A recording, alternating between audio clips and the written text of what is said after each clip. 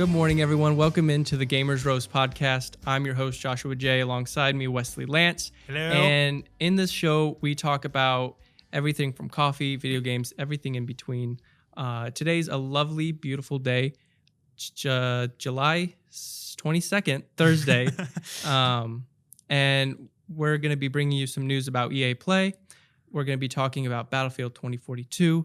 We're going to be talking about a lot of different things. Stick around for that.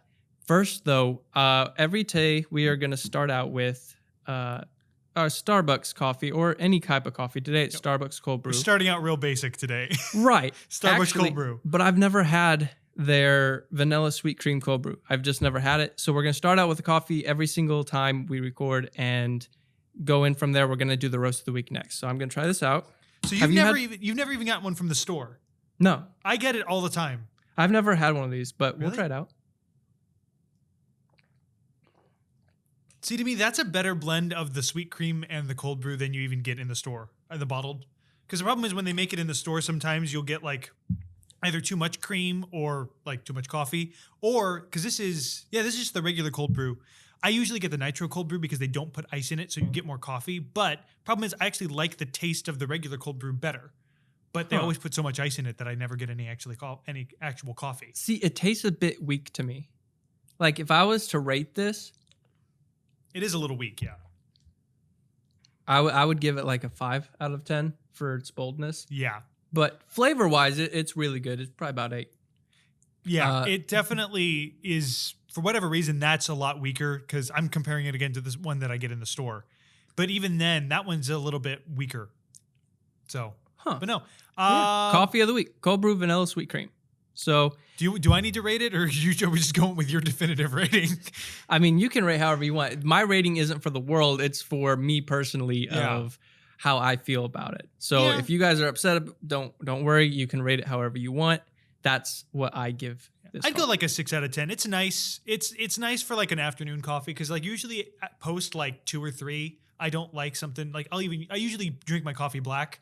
But if it's like 2 or 3 in the afternoon, I'll usually put some creamer or something in it. So that would be perfect around like 2 or 3 in the afternoon. Nice. But definitely not a morning thing for me. I need something a little stronger than that.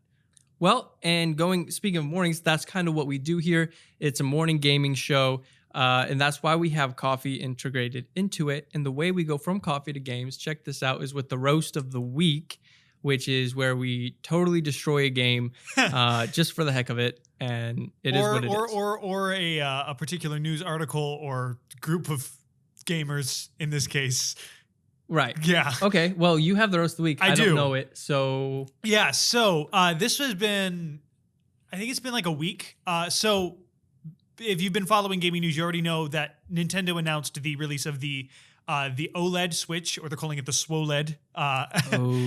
So the reason that this is a roast is because for probably a year to a year and a half now, gaming articles have been pushing the fact that Nintendo was going to release the Switch Pro, and they were saying it's going to be 4K gaming, 1080p in handheld. It's going to be able to it's going to upgrade the processing power, so it's going to be able to they were saying that this is going to be the PS4 Pro to the Switch, basically. So this isn't. It's not that. The only thing that's different about it is the fact that it has an OLED screen. It has a different kickstand. It actually has a lower pixel density than the original Switch. How much does it cost? I think it's I don't actually know. I think it's a little bit more expensive than the original. I didn't look at prices because I honestly was not interested in it at all. And so the roast is twofold. A, it's to all of the news articles that with no word from Nintendo at all were pushing this thing.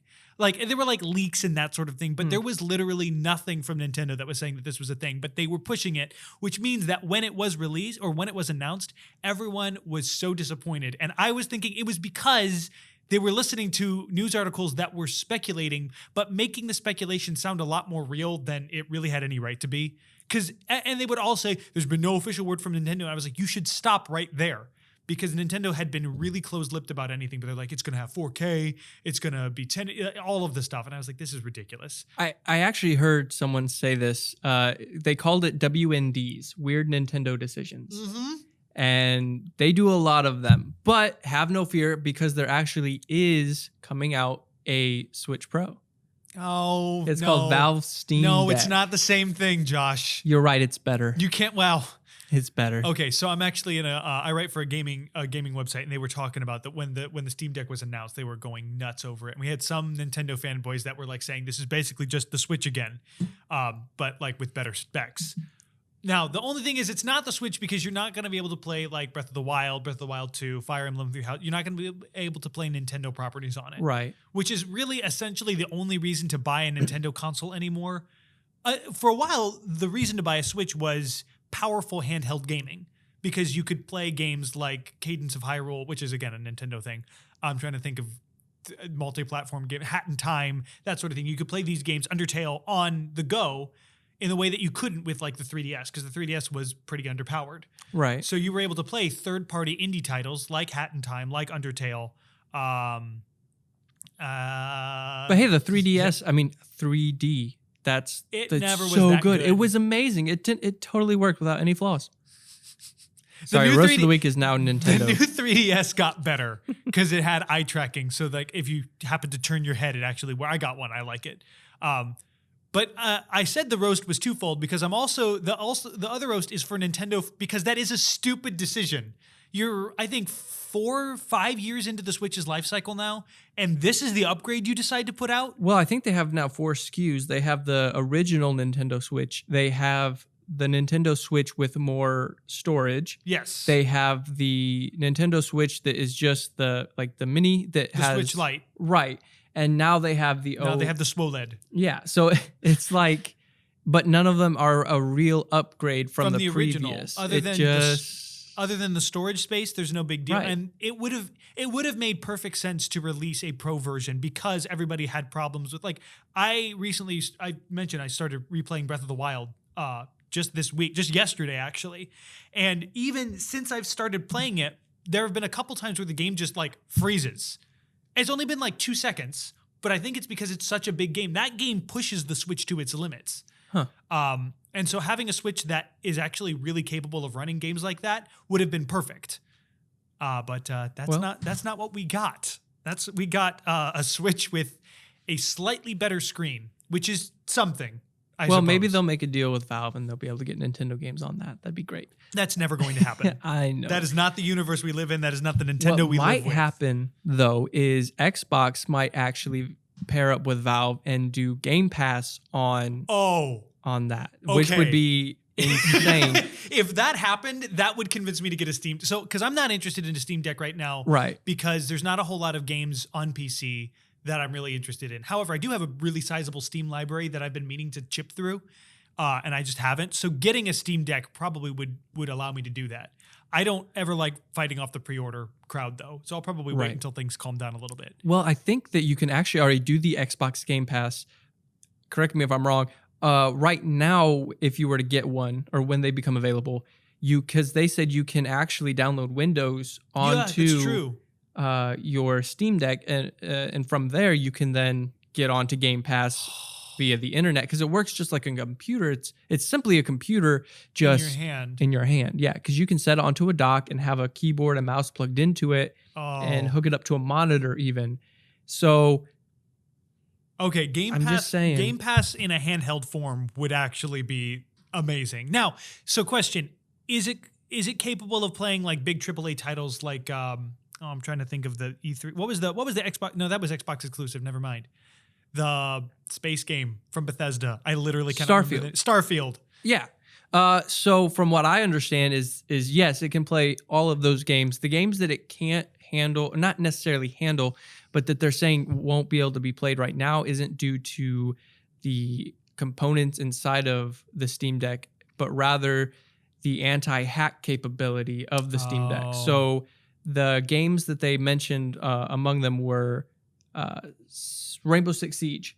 So because of the anti-hack programs that need to be set up, they're working with them to get that set up on the Steam Deck. Until that happens, they don't want anybody playing. But again, they said right away you can go around that by, instead of using the Steam OS, you can actually just download Windows and go through that way. It's really interesting that they're allowing you to install your own like OS onto it, Which Like, is really that's cool. actually really cool. It's a nice bit of freedom for Right. people that are a little bit more tech savvy, and So- then also being able to have like a handheld computer.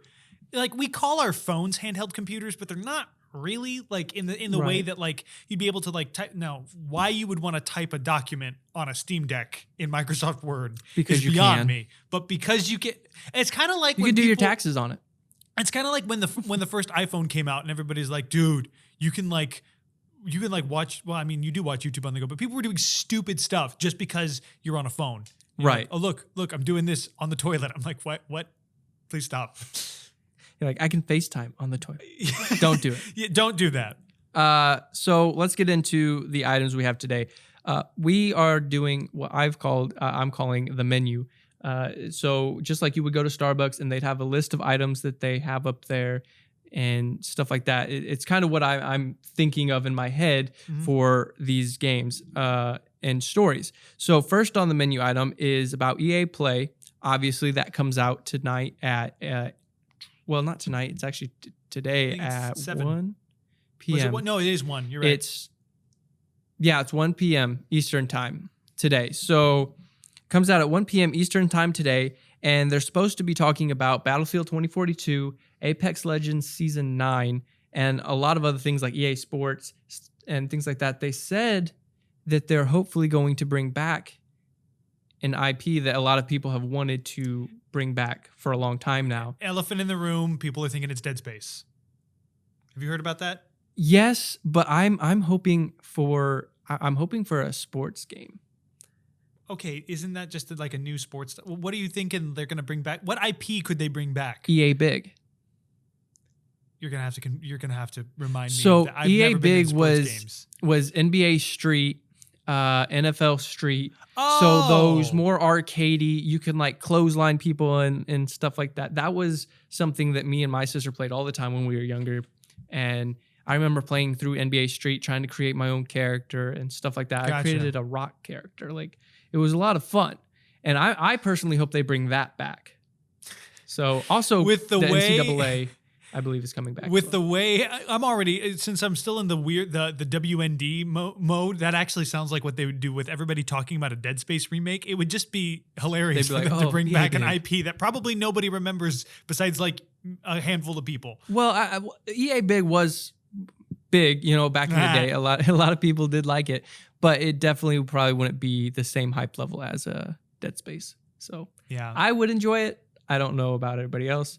Also, I'm hoping they show Battlefield 2042. I hope they have some type. They're not going to call it a battle royale. I hope they show some type of that Yeah. aspect. You can't have a first-person shooter without it being a Fortnite clone in 2021.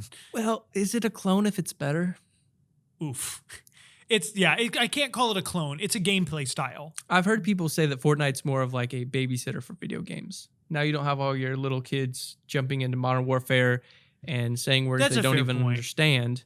I did enjoy it. I've played it a little. Even just recently, I hopped on just for the heck of it. I was like, you know what's going on, and it's not bad. It definitely is geared for a younger audience.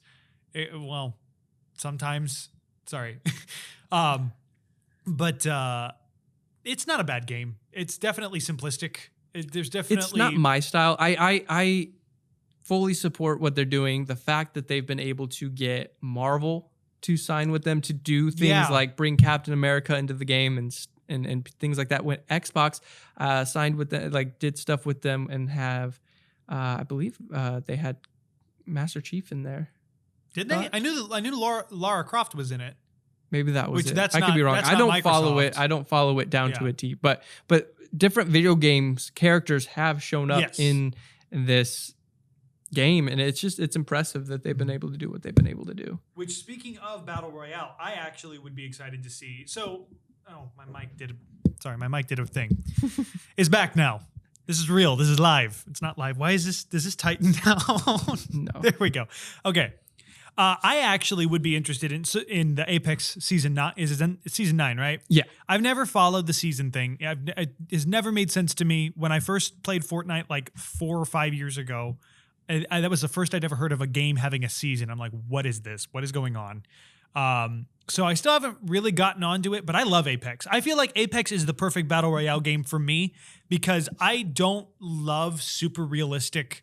Like I enjoyed Warzone, but like Right. I kind of like a little bit of off the wall So like I really liked Overwatch. So Okay, yeah, yeah. Apex is like the perfect blend of Overwatch and Fortnite to me because I like the idea of having heroes that have or legends in that case that have different capabilities.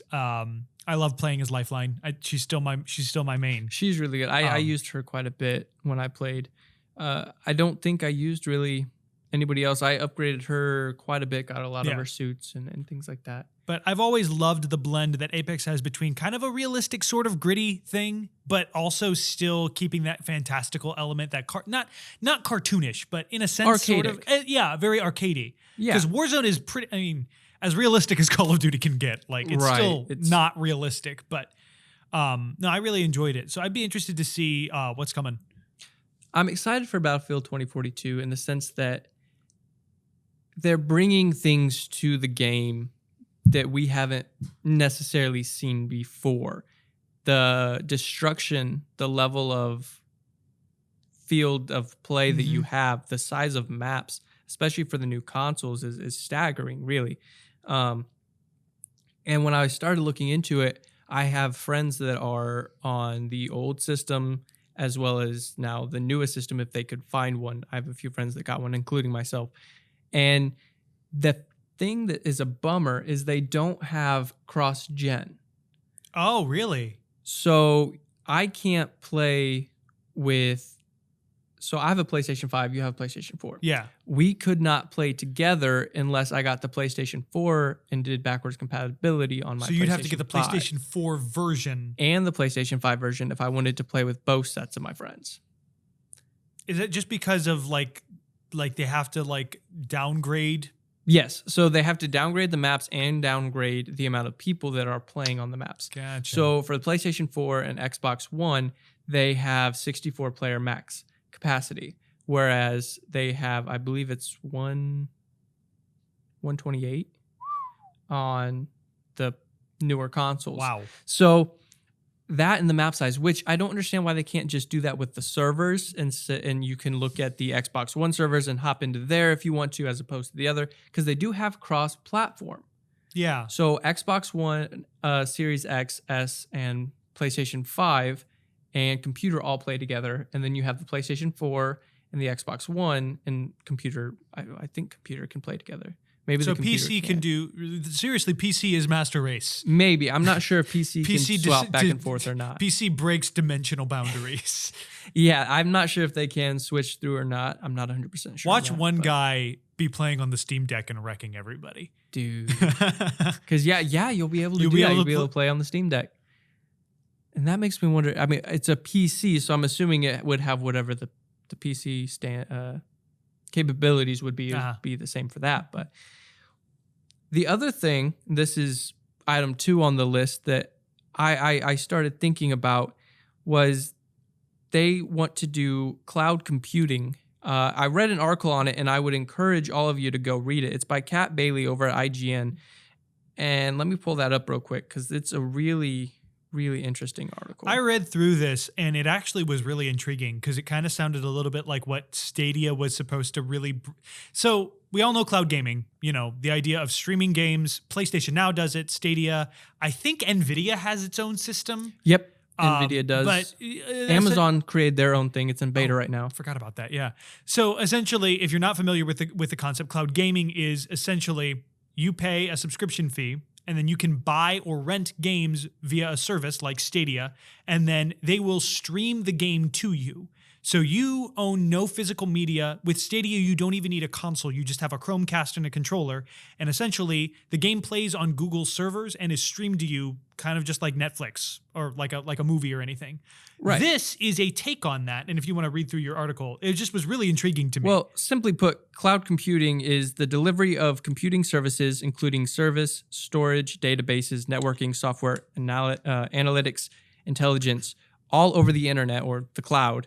And it offers a faster, innovative, flexible resources and economies of scale. So essentially, it takes all the hard parts that your console does and really tries to take on a lot of that to give it a lot easier of a time to process everything that's going on, which means you can make bigger, better games. And when reading this, it says, this is on IGN, it says, the next major tech innovation that will drive first-person shooters, like Battlefield, will be cloud computing. DICE GM Oscar Gabrielson says, speaking today during today's Future of First-Person Shooter stream, he says the tech is still, quote, a couple of years away, end quote, but that it stands to have a large impact on the genre. Quote, cloud computing has really changed a bunch of other industries and gaming has barely touched on it, end quote. So if, actually, not end quote. So if you think about a game like Battlefield, we have things like AI in the game now, destruction, actual procedural level creation, and the next-gen consoles, they are, of course, super powerful, but if we move much of that logic out of the cloud, we can do some really high-scale computing that we haven't been able to do in the past. Destruction, visual fidelity. I think it's just a couple years away, and then you will see some pretty cool shooter games, and I'd imagine we'll see it soon, end quote. When asked about cloud computing, how it might impact Battlefield 2042, he said, quote, no comment. So my thought is that it will come to Battlefield 2042, that they will be able to get this in. And when they do that, we're going to see scale of multiplayer warfare that we haven't seen. Mm-hmm. And that's going to be just another thing to really launch gaming to the next generation. Because with just starting with the Xbox Series X and S even, and the PlayStation 5, it's starting to be insane what they can do with these games. Even sports games, they took, I forget how many players of soccer, and they actually filmed them doing different moves and actually running up and down the field, and to make as realistic as possible. And the new FIFA game coming out looks amazing. Mm-hmm. I remember I was watching, quick shout out to Kadikarus. He's one of my favorite YouTubers. He made a video about, he bought a PS5 like right when it came out. Actually, Sony sent him a PS5. And so he played pretty much all of the launch titles. And I remember his comment on Miles Morales was, you could see the individual snowflakes falling and melting on people's clothes. Like during cutscenes, because all the cutscenes are in engine. That's how the original Spider-Man was. But yeah, since it's set in winter, they had snow, and he said the individual snowflakes were falling, catching on people's clothing, and melting like individually. And I was like, holy moly!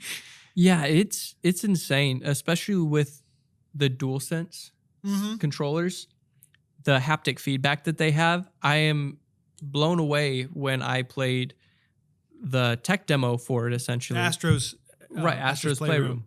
And playing through that, it makes it fun. It teaches you what the controller is all about, how to use the controller, but it does it in such a way that's very inviting and enjoyable for any user to play, whether you're a first-person shooter, whether you like different sports games, really every set of genre, you can enjoy doing that. And I'm excited for when they come out with their new VR headset, that they're going to add haptic feedback into the headset itself, which will be really awesome, and I'm excited for that. That sounds like head trauma waiting.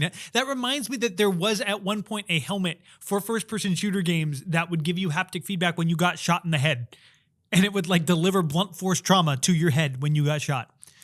I'd be the person that would try that. Yeah, I know you would. It's one of my favorite things, is to get as immersed into the game as possible. Yeah, no. Anywhere else, like I wouldn't know. I wouldn't even wear a vest, because they had a vest that would like simulate gunfire on your like torso, and I was like, what? And then why would you do that to your head? It's weird. VR is weird enough. See, I long for the day that we get more into the realm of, what's the movie called? Ready Player One. Ready Player One. Yes, exactly. I'm super excited to be a part of that, and I think we will. In our lifetime, be able to experience something similar to that. I will say, I remember seeing somebody, there was a BuzzFeed video where I think it was one of the Olympic boxers, Michaela Meyer. They had her play Creed. So she was like an actual Olympic boxer playing a VR boxing game. And one of the comments on that video was, imagine if VR took over sports so that you were able to like have, like you would be able to have like intergender boxing, and nobody has to like suffer actual blunt force trauma to the head. So you still have the skill and everything if VR gets to that point. And the haptic feedback is, I guess, even for athletes that like enjoy the going beyond combat sports like football and that sort of thing, you would still be able to have the physical sensation, but you'd be able to keep injuries from getting too severe.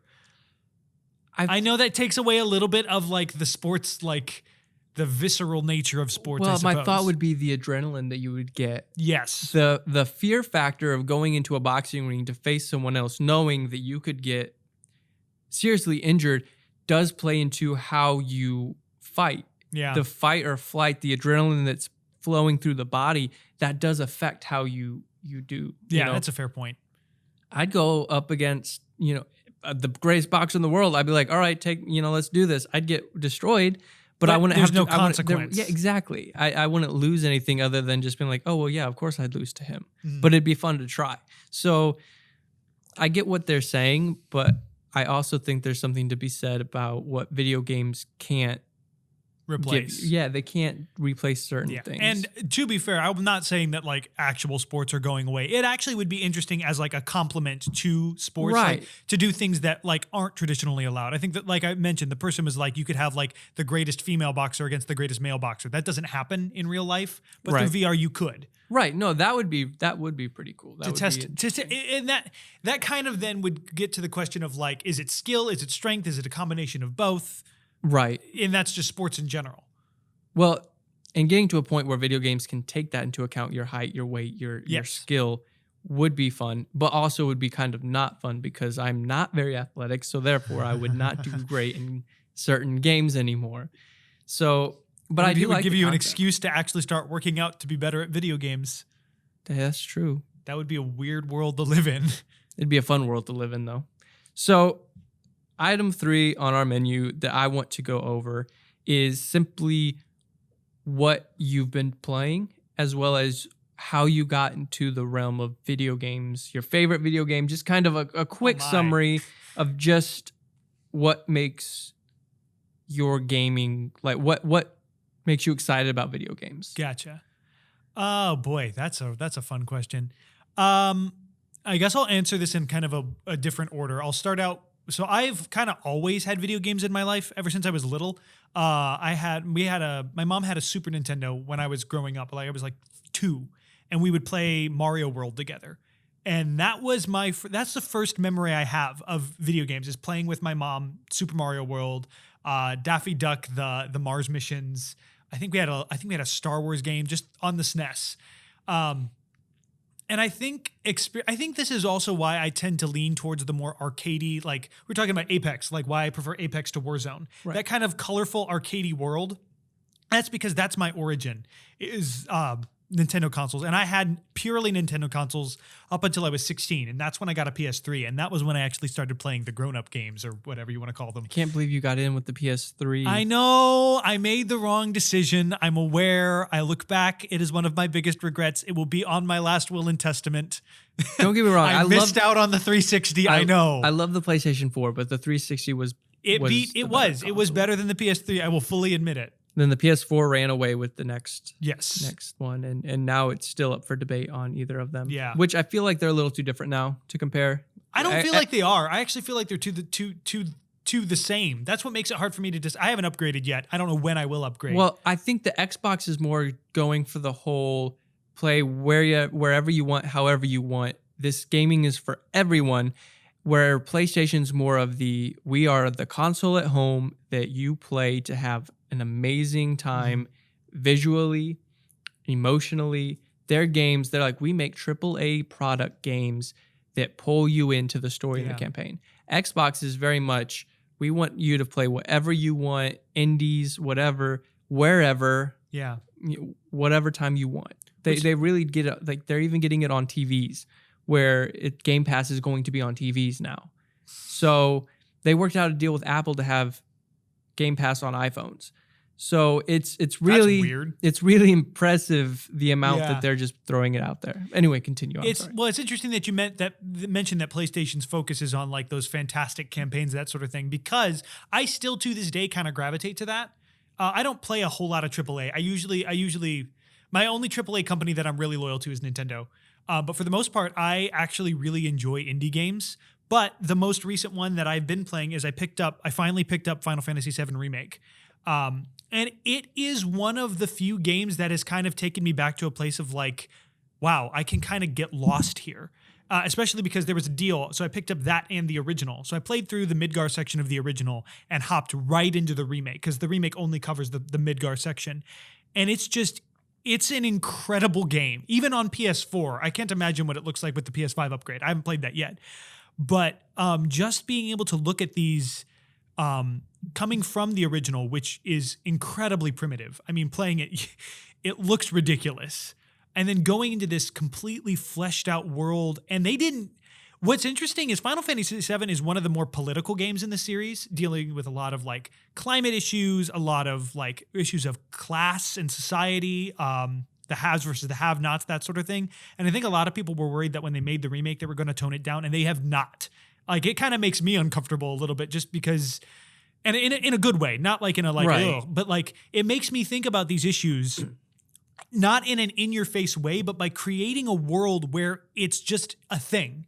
And like, this is the world that these people live in, and they act in realistic ways in that world. And I just got to the point where I'm in the Sector 8 slums. So you go from the top side, which is very affluent, very wealthy, and there is a terrorist attack. There's a bombing on one of the Mako reactors. And all of a sudden, the people that have had it really nice are all of a sudden really scared. And all of the people in the slums are like, what if they start coming down here? Oh, well, and some of them are like, well, it's about time they had something coming to them. And it just, it feels real. And it feels like it's making a comment on society in a way that few games are able to do, because a lot of times they're either too milquetoast and too vague. And they're like, oh, you know, being greedy is bad. And it's like, they're not really actually making a point, or it's like too in your face that it fails to be an entertaining experience. And it feels more like a propaganda thing. And this nails the blend. And that's not even talking about the gameplay. The combat is amazing. It's a great blend of like the turn-based thing that Final Fantasy has always been known for, and active battling, which they've been working up towards throughout the series. So that's kind of, it took me back to the reason that I started playing games in the first place, which is just like going into these worlds. And a lot of times I'll play games to escape. I think that's why I like Breath of the Wild, for like the opposite reason that I like Final Fantasy Remake, is because it is a beautiful world, free from a lot of the like stresses and issues of this of the world that we're living in. It's a beautiful, beautiful game. I just picked it up again since I've moved out. I needed to buy it again. I left it at home, and it's just, I forgot how much I loved it. So I've kind of been swapping back and forth between Breath of the Wild and Final Fantasy VII Remake. And it's kind of reminded me of why I play games for two different reasons. Right. And it's been a lot of fun. Well, and that's something that I think is really cool about games that they can do, is they can bring people together and show real world scenarios in a way that kind of brings you into it and connects you to it in a way that just talking about it or hearing it on the news can't do. Well, because in a lot of ways, it forces you to grapple with them, especially when you're looking at games like The Last of Us or Red Dead Redemption, where you're making the choices and you're, I guess Last of Us is a little bit more linear than RDR, but like it is. You're controlling the character though. Like Dishonored. I don't know. Yes. I don't know much about it. I know a little bit about it, but.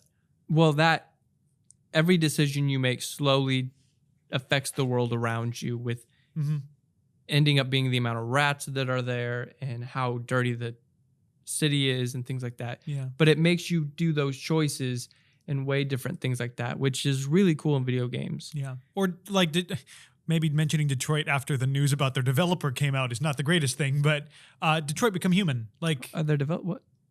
Do you not remember that? We talked about it, like, where they were like, can we lie in the courtroom? And then they like stomped their feet and walked out. It was a time. But I also try to separate art from artists.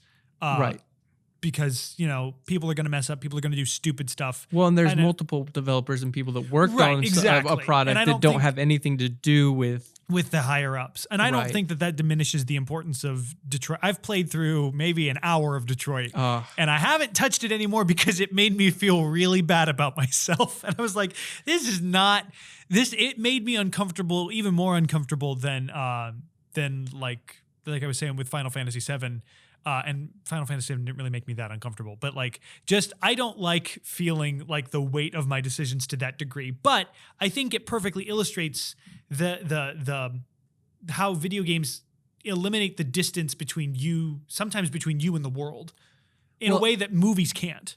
It was one of my favorite games, the PlayStation 4 era. Even though, I mean, it's in the same conversation for me that Horizon Zero Dawn and Spider-Man. Horizon Zero Dawn didn't speak to me personally, but I know that it is a great game and it looks beautiful. I have a friend that actually platinumed the game and loves it. So, but for me, it just wasn't that. Whereas Detroit Become Human drew me in because I love those decision-making games and things like that. So your favorite game so far, is it going to be Final Fantasy? Are we talking favorite game of all time? Yes. I don't know. I always hesitate to pick a recent game as my favorite game of all time. Just because, I don't know. Man, see, the problem is I can't narrow it down because I play different games for different reasons. Like, I don't play Mario Odyssey for the same reason I play Final Fantasy VII. And so to say that, like, one game is my favorite of all time, name a game that would be in your top 5 of all time. Well, I could give you a top 5 probably pretty quickly. It would probably be Final Fantasy VII Remake, Breath of the Wild.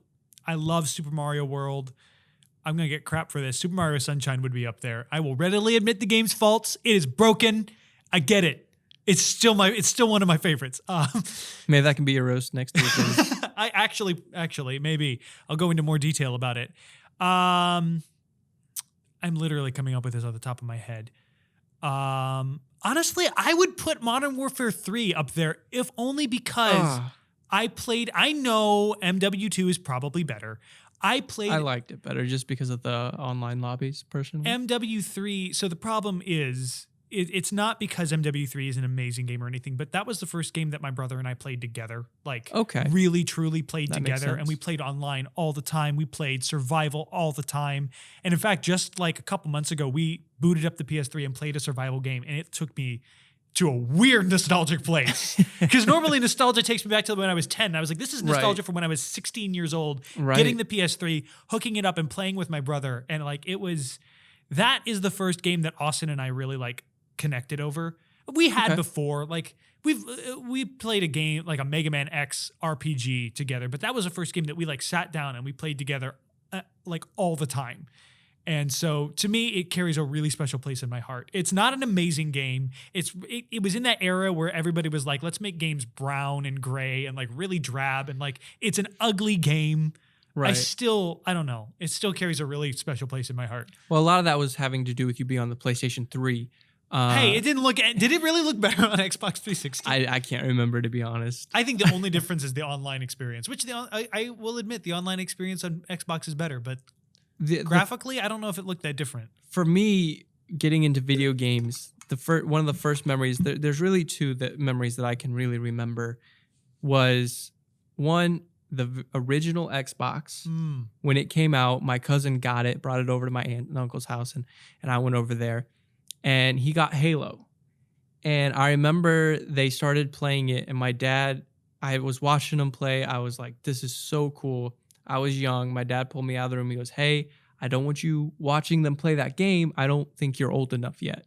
And I was heartbroken, but I was like, okay, And then when I turned, I believe it was like 14, I asked my cousin came over and brought me the original Xbox, the Halo edition, gave it to me with Halo and was like, hey, here you go. I want you to, have this, you can play on it. You can experience it for yourself. And I asked my dad, said, hey, can I play it now? And he's like, I want to play it with you. We'll play through it together. And so me and my dad played through Halo 1, 2, and 3 together, because once we started playing 1, he was like hooked just as much as I was. And so we played through all 3 games, and it was an amazing experience. And so that first memory of being so young and seeing what it was and not being able to play it, and then getting the game years later and playing through it with my dad, was an experience I'll never forget. The other memory that I have when I was real young was we had a Dreamcast, and we would play. I know we would play Rush 2024, and it was like this car game that the cars had wings and could like do stunts, and then they had a Disney racing game as well, and we'd play the Disney racing game as a family, and that was a lot of fun. We played snowboarders. I forget. I think it's like FX. Oh, and I think I know what you're talking about. For a second, I was thinking 1080 Avalanche, but that was GameCube. Yeah, and me and my sister would play that, and she beat me all the time, and it sucked because she was younger than me, and she would just smoke me in it. She was good at that game, and so those are my two main memories that I have with when I was younger, and just growing up and moving into the PlayStation 2 and playing Jack and Daxter and Rayman and just games like that, and playing Burnout 3 with my dad was another one. I opened it on Christmas, and I was like, "Oh, this is so cool!" Is that the one that had the crash mode? Most of them have crash modes, Yeah, don't they? yeah. Yeah. And wait, was Burnout 3 on 360? I don't know. I can't remember. never It might have been, played I think it was Burnout. PlayStation 2. And we played through that a lot. And me and my dad were, always playing that game. And then I got to the 360. And there was a lot of crap going on in my life. And I didn't really have many actual friends Mhm. at the time. And so I would just go into my room, shut the door, put on my headset, and there was 100 people ready to play games with me, and just have a wonderful time. Didn't care where I came from, didn't care how I grew up. They just knew I was a gamer and they wanted to game. And I'd stay up till like 3 a.m, not even playing a game, just sitting there on my bed with the headset on, talking with friends about life, and just we all were in the same place of not knowing kind of what everything was about, like just asking questions and really connecting on a deep level. Mhm. And it was so much more than just the games. Yeah. Or we would smash each other with big gravity hammers and Halo Reach, and then just do all that stuff. So for me, that was my height of games. My height of games was the 360 era Mhm. when I was really into it. And then, I forget my password, email, all that stuff. And now my avatar will forever sleep. Oh, And that's so sad. it is. Oh, I That added hurts. I added myself on the Xbox Series X. I added my old avatar. You can go through and still see like my That's so 60 other sad. friends and all their avatars just bobbing their head. Oh man. And it's just like it's almost like a time capsule of time's Yeah. gone. And it is what it is, but that video games are something that bring people together so Yeah. much, and it's a lot of fun. It was a lot of fun. that makes me really sad that I missed out on that, because it's so weird how sometimes you have these moments in histories that are like just these flashes. And Mhm. like that time from like, and I'm even looking beyond Xbox, like even like from 2008 to like 2012 or 13, that was like a special time, because that was like when the Wii came. I remember when I opened up my Wii, my family, me and my siblings lost our minds. I remember renting because you could rent video game consoles back then. And we rented a Wii, and we rented that and Super Paper Mario. And I remember just spending 45 minutes with my cousins just making Miis. And like that was the coolest thing in the world, because you could point the remote at the TV. And like Mhm. Yep. that time of just like, and maybe everybody has this around that era, but that time of just like wonder and innocence where it felt like everything was opened up. And I think that was a lot of times with the Xbox. I think 360 was a little after the Wii, actually. Now I'm thinking about it. I might have my timeline mixed up. But like for a lot of people, that was when you were like going through puberty and stuff. And that was the first generation that had internet connectivity to like connect with other people who also were going through the same things of like Right. the world not making sense. And like, I think we don't give teenagers enough credit for the crap that they go through. It's true. Looking even now, it's easy for me as a 25-year-old to be like, oh well, they're just kids, they don't know anything, and it's like, okay, but they're still dealing with stuff, and especially with the age of the internet, they're like forced to deal with all of the issues of the world, and a lot of them are really passionate about it. And it's easy to write them off as like, you don't actually understand things, and when you grow up, you'll actually understand that there's nothing you can do about climate change or whatever it is that you're ranting about. And it's like, teenagers have a passion for a lot of things, and the internet is one of the ways that we can express that passion. And our generation is really the first one that really leaned into that. building of community. For you, Right. you got it with Xbox Live, and like there was a community of people that loved games, and that brought you together. But then it extended beyond that to discussing life and like the crap that you're going through as teenagers or young adults, and like, hey, life doesn't make a whole lot of sense, but at least it doesn't make sense to you either. So it's not just me. And so then we go back to smash each other with gravity hammers. Yeah. And it was something that, one thing I think that's different about that era than it is this era is we could have a lot of conversations and we didn't fight with each other. Yeah. Because we became friends first and then we started opening up about everything we went through. Whereas now you hop on Facebook, Instagram, Twitter, and with just a single sentence, you can figure out what that person believes, and you can formulate an opinion based off of one simple sentence, Yeah. which is not a good thing, you know? And so people always have to watch exactly what they say. And it's become to a point where it's not about connectivity, but rather about becoming part of a certain sect. And that's something that it's hard for me to understand. So when teenagers are like going through different things, it's hard to understand with the world they're growing up, where every single sentence they put out is judged and looked at and Scrutinized. picked apart. Yeah. And it's just, I do wish to go back to the days of the 360 of all of those things. And I saw someone post a picture. It was like, grown men don't cry. And then underneath it said, when there was a time when you said, see you tomorrow on the 360 for the last time. Yeah. And I was like, oh, that hit me, because there is that moment where I told my buddies like, hey, I'll see you tomorrow. You know, I'll talk to you tomorrow. And then that tomorrow never came. Yeah. And never will. And those connections, those friendships, they happened and they're gone. And it's just important to remember how quickly, like you said, that those time periods go, you know, like when you got the Wii and played, you know, what, Paper Mario? Yeah, it was Super Paper Mario. Yeah, Super Paper Mario. Like that time's over. But and this also isn't to say that like there's nothing good about the current era, because I think Right. it's really easy to get lost in the good old days. And again, that makes me sound like the I'm nostalgia. 55 years old. Because everybody also looks back on the past through rose-colored glasses. It's really easy to remember the really, really good things and then like ignore the really good things that are about now. I think there's a lot of good. I think 10 years from now, we'll look back on this time as the good old days too. And we'll remember the good times, but it's just really easy to kind of see the mundane about where you're currently at. The day-to-day, the fact that, oh, well, all of the games feel the same now. They're just remixes of the same thing over and over and over again. And I don't think that that's going to be how we look back on this time. I do think there was something special about that really early internet, early online gaming thing. I think because it has become mundane.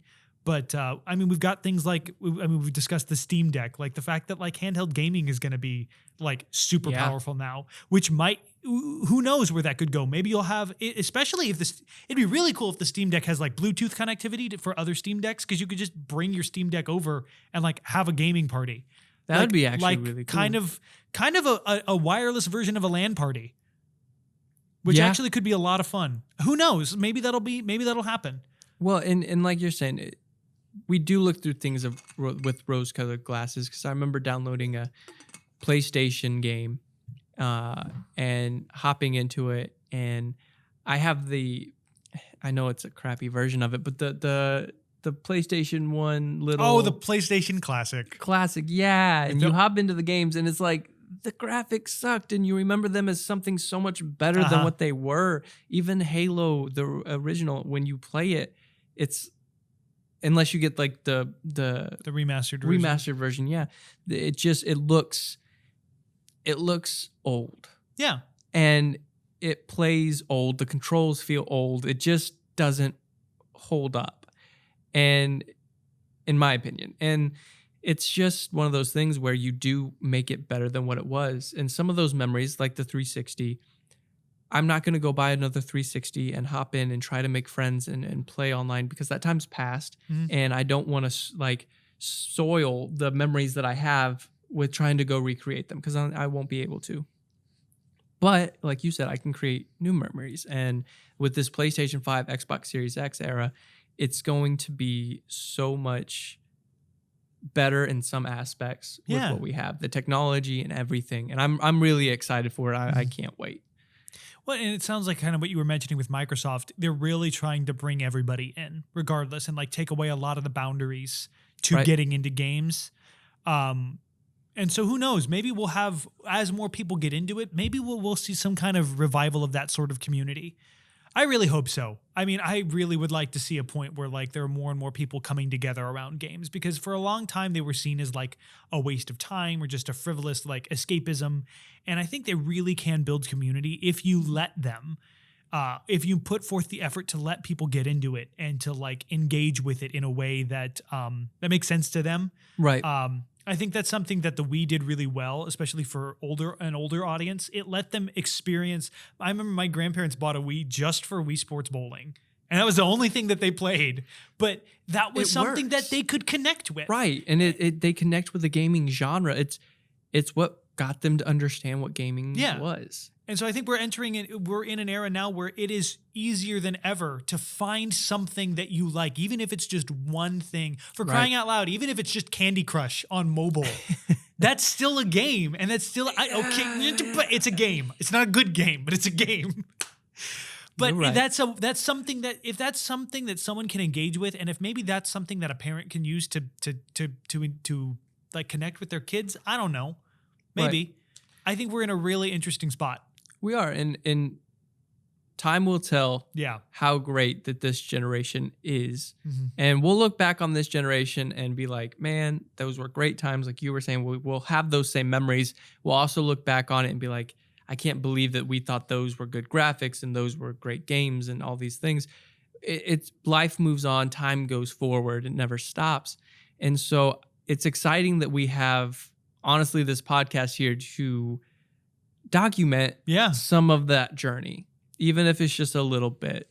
And we hope you guys join us on this journey with the Gamers Roast podcast as we continue to talk about games, drink some coffee, have a good time in the morning, all those different types of things.